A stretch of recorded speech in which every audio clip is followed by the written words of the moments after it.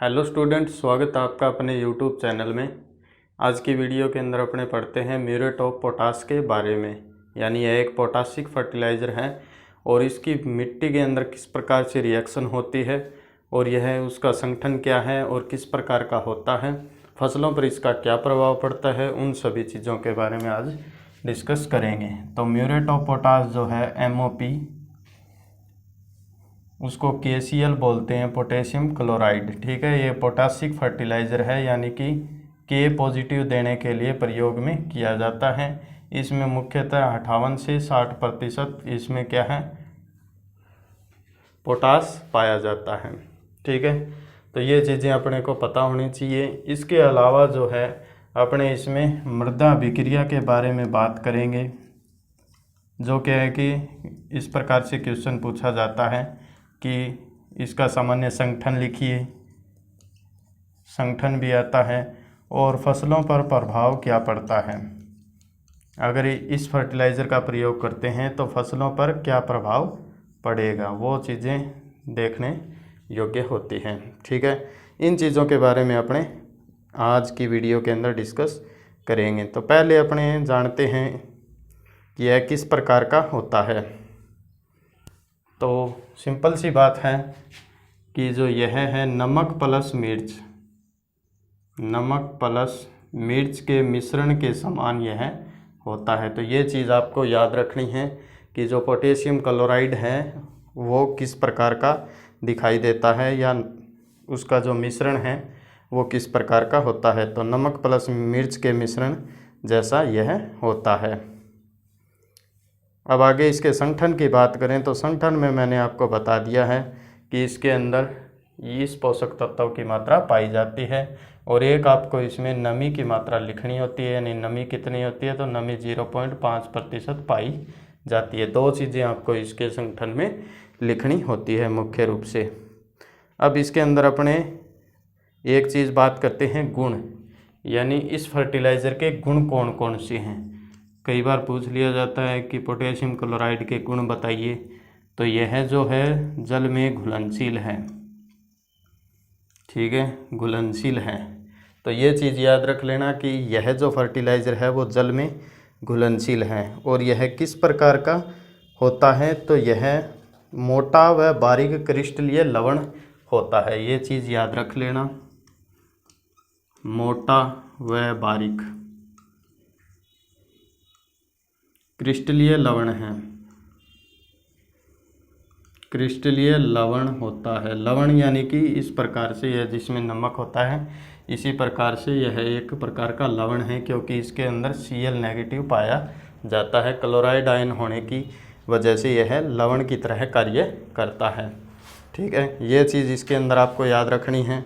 अब आगे इसके अंदर गुणों के अंदर बात करें तो यह किस कलर का होता है, वो चीज़ आपको याद रखनी है। तो यह मुख्य रूप से सफ़ेद रंग का होता है, सफ़ेद रंग का होता है। परंतु कई बार क्या होता है कि इसके अंदर आयरन ऑक्साइड की मात्रा होने के कारण, जहाँ पर भी याद रख लेना Fe की मात्रा जहाँ पर भी होती है, जिन मृदाओं के अंदर होती है या किसी भी मिश्रण के अंदर होती है, उनका जो रंग है वो लाल हो जाता है। ठीक है, तो कभी इसका जो सामान्य रंग है वो सफ़ेद होता है, परंतु आयरन ऑक्साइड होने की वजह से इसका रंग है वो थोड़ा लाल हो जाता है। तो ये लाल रंग है वो आयरन ऑक्साइड की वजह से होता है। ठीक है, ये चीज़ याद रख लेना आप। और इसके अंदर आपको बता दिया है घुलनशील होता है, मोटा व बारीक क्रिस्टलीय लवण होता है, सफ़ेद होता है, आयरन ऑक्साइड की वजह से लाल रंग होता है, और यह आर्द्रताग्राही नहीं होता है, बल्कि जो यूरिया होता है वो आर्द्रताग्राही होता है। आर्द्रताग्राही यानी कि नमी को ग्रहण नहीं करता है, आर्द्रताग्राही नहीं होता है, और दानेदार प्रकृति का होता है, यानी दानेदार होता है। ठीक है, छोटे दाने के रूप में यह आता है। तो ये चीज़ें अपने पढ़ ली हैं। अब ये चीज़ें तो हो गई सारी, इसके अंदर अपने पढ़ लिया है गुणों के बारे में, और इसका जो संगठन है वो अपने पढ़ लिया। बात करते हैं मृदा अभिक्रिया की। ठीक है, मृदा अभिक्रिया का मतलब सिंपल सा होता है कि जैसे KCl है वो किस रूप में टूटेगा, तो K positive plus Cl negative, ये मृदा अभिक्रिया हो गई इसकी। अब इसके अंदर अपने को लिखना होता है कि पोटेशियम है और क्लोराइड आयन है, ठीक है। तो जो पॉजिटिव चार्ज होते हैं वो सारे कले के ऊपर अधिशोषित हो जाते हैं, तो पॉजिटिव आयन कले के ऊपर अधिशोषित हो जाएगा, और क्लोराइड है वो मिट्टी के अंदर ऐसे ही जलीय विलयन के अंदर पड़ा रहेगा, ठीक है। अब एक चीज़ याद रखना, अगर क्लोराइड की मात्रा या क्लोराइड की सांद्रता है वो ज़्यादा हो गई तो मृदा है वो लवणीय हो सकती है, ठीक है। अगर ज़्यादा इसका प्रयोग रेगुलर अपने करते रहते हैं तो इस चीज़ का ध्यान रखना है। बाकी एक चीज़ और ध्यान रखनी है, मैंने पीछे भी वीडियो में बताया था कि कुछ फसलें हैं जैसे चाय है, आलू, शक्करकंद, गन्ना, चुकंदर, तम्बाकू, ये जो फसलें हैं इन फसलों के अंदर इस फर्टिलाइज़र का प्रयोग नहीं करना चाहिए। क्यों नहीं करना चाहिए? क्योंकि जो इनकी क्वालिटी है यानी गुणवत्ता है वो खराब हो जाती है। किसके कारण? Cl नेगेटिव के कारण। ये चीज़ आप याद रख लेना, क्योंकि Cl नेगेटिव के कारण इन फसलों की जो गुणवत्ता है वो कम हो जाती है। जैसे तम्बाकू में निकोटीन की मात्रा कम हो जाएगी, चुकंदर गन्ना में शुगर की मात्रा कम हो जाएगी, ठीक है। आलू के अंदर स्टार्च कार्बोहाइड्रेट की मात्रा कम हो जाएगी। तो पोटास इनको देना ज़रूरी होता है। तो पोटास देने के लिए यानी पोटास की पूर्ति करने के लिए अपने को KCl की जगह K2SO4, ठीक है, पोटेशियम सल्फेट का प्रयोग करना चाहिए, जिसके अंदर क्या है कि 48 से 52% तक पोटास की मात्रा पाई जाती है, ठीक है। ये चीज़ याद रख लेना, इसके अंदर 48 से 52% पोटास पाया जाता है।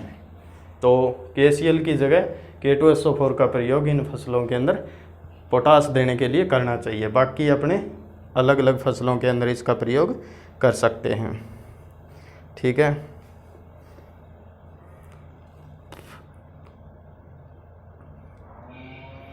अब ये हो गई मृदा अभिक्रिया। आगे बात करते हैं फसलों पर प्रभाव। ये चीज़ इम्पोर्टेंट है, फसलों पर प्रभाव यानी KCl का फसलों पर क्या प्रभाव पड़ेगा वो चीज़ अपने जानते हैं।